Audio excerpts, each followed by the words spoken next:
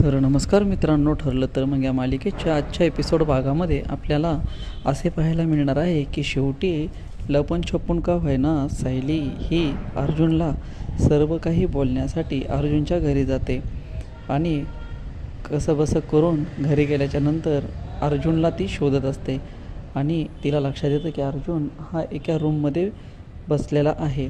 त्यावेळेस सायली ही अर्जुनच्या रूममध्ये जाते. अर्जुनला बघता क्षणी सायलीच्या चेहऱ्यावरती एक आनंद दिसू लागतो आणि ती एकदम त्याला पाहतच राहते. मात्र तिच्याकडे कमी वेळ असल्यामुळे ती जास्त वेळ वाया घालवत नाही. त्याच वेळेस सायली पटकन अर्जुनकडे जाते आणि म्हणते की अहो, तुम्ही कुठल्या गोष्टीचा विचार करू नका आणि राहिला प्रश्न लग्नाचा, तर लग्न आपलंच होईल. मी काही गोष्टींचे नियोजन केलेले आहेत, काय प्लॅनिंग केलेले आहेत.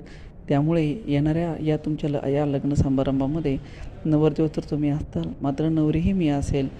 त्यामुळे तुम्ही टेन्शन घेऊ नका. जे पण काही मी नियोजन केलं आहे त्यामध्ये मला तुमची साथीची आवश्यकता आहे.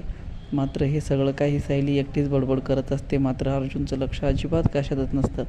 अर्जुन एक प्रकारे एकदम अंग टाकून बसलेला असतो खुर्चीवरती.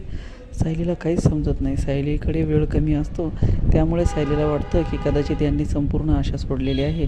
त्यामुळे हे काहीतरी रिस्पॉन्स करीत नाहीत, त्यामुळे हे नंतर नक्कीच मला हे मदत करतील. असं बोलल्याच्यानंतर सायली त्या ठिकाणावरून एकदम निघून जाते आणि हे सगळं तन्वी बघते. मात्र आता मात्र तन्वी घरातल्या प्रत्येक व्यक्तीला हे सांगण्याचा प्रयत्न करत असते की आपल्या इथे सायली येऊन गेली आहे आणि त्यांना काहीतरी ती बोलून गेली आहे.